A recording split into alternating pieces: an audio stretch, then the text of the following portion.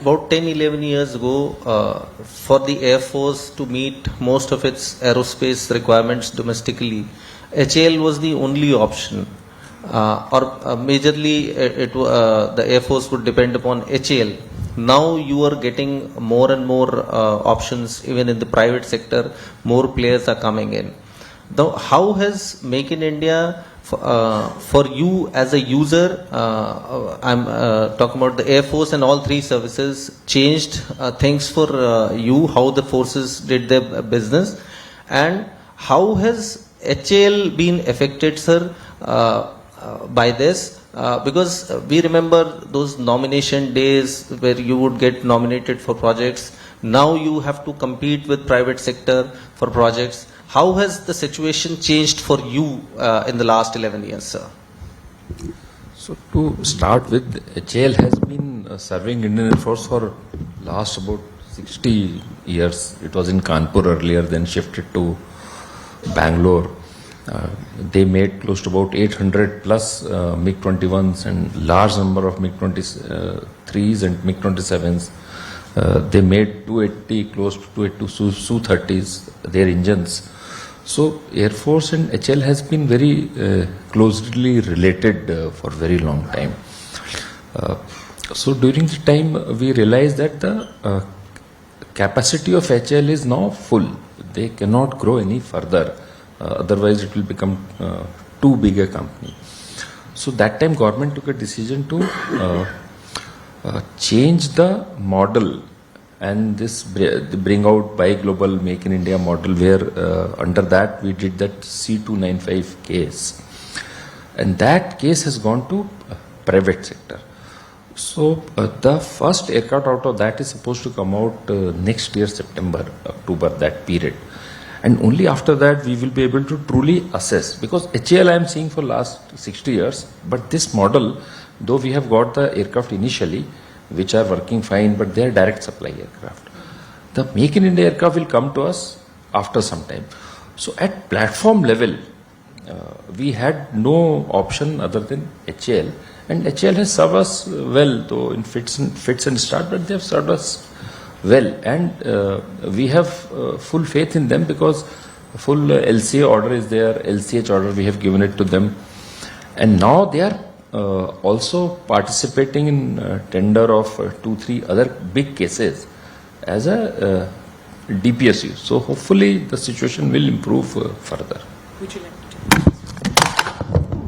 Yeah, just to take off from where Mr. Ramchandani said, we also started with licensed production, and as we've evolved, we realized that R&D has to become the focus. So since the 80s, we have invested thousands of crores in building the LCA, the Tejas, the Prachand, the Dhruv, the HTT-40s.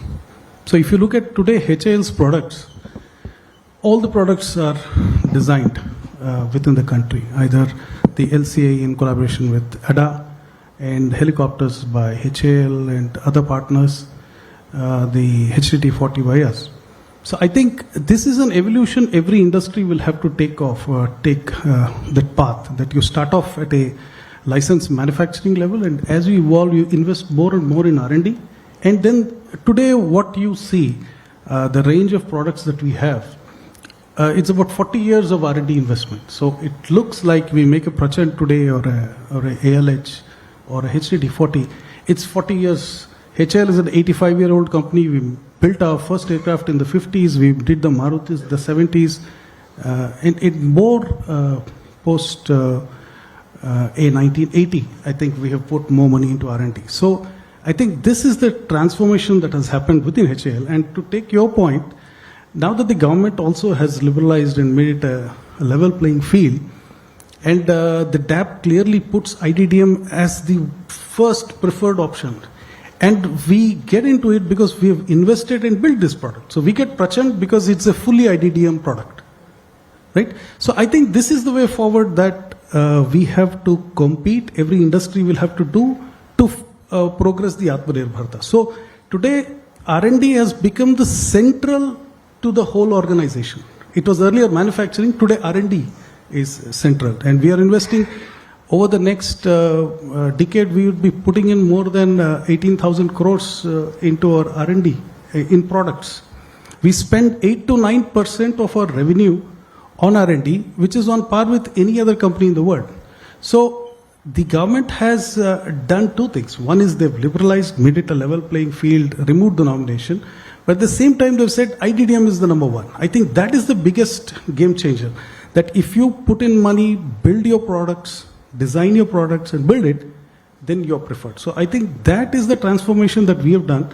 And we obviously have that kind of order book, what Air Marshal Dixit spoke about.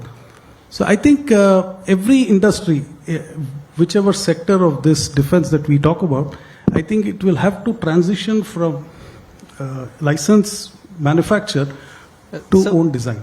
If you can tell us what is the order book worth, sir? I can tell you.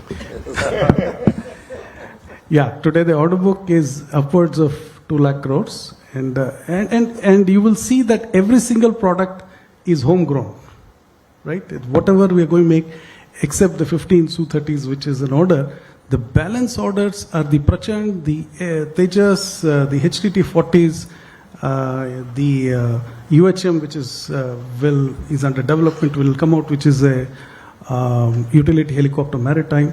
We also have a civil version of Dhruv, which is under certification. Next year, we will have the Dhruvs also in place. So I think these are all coming out of our own design products. So you have a high purchase order.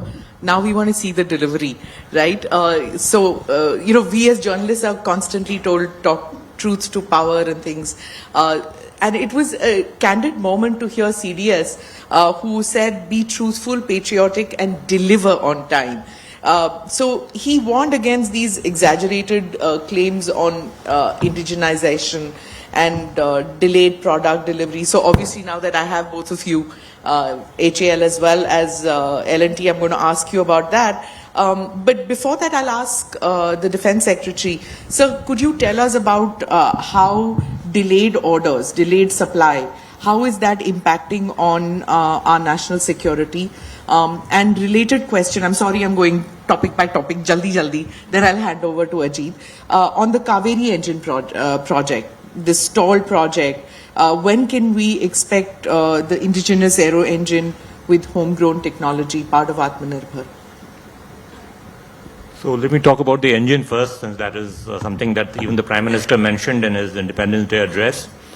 We are in the process of finalizing a program with a leading international engine house to co-develop a 120 kN jet engine entirely domestically produced with full IPR to be held in India.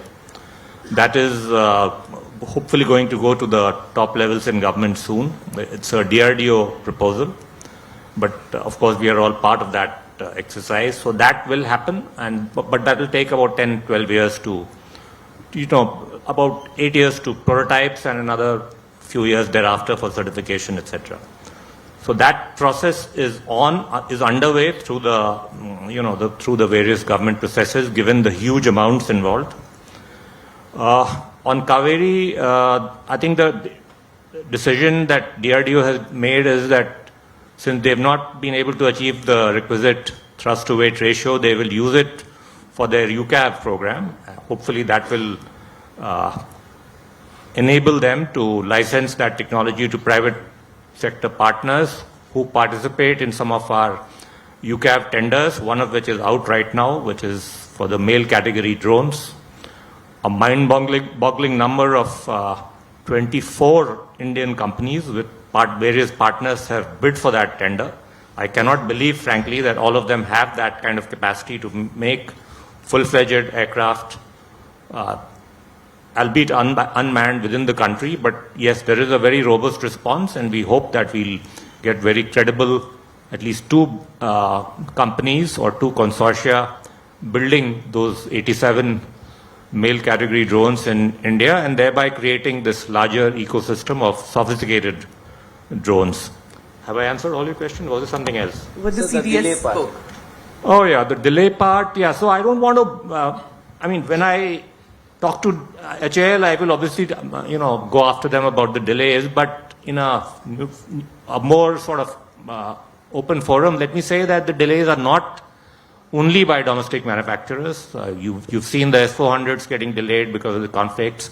Israel orders, also many of them are delayed because of the conflicts that they are facing.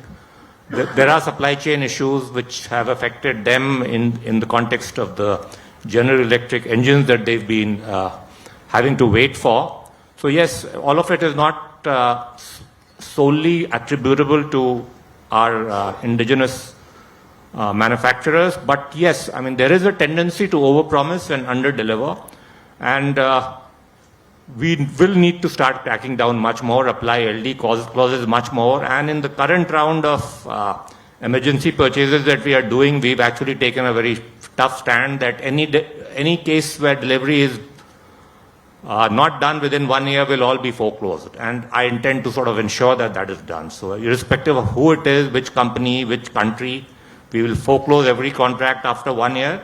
Hopefully those kind of decisions will start bringing in some level of accountability when it comes to delivery milestones. Do subscribe to the ANI Clips channel to get shorter versions of this podcast. Click here to watch the full episode.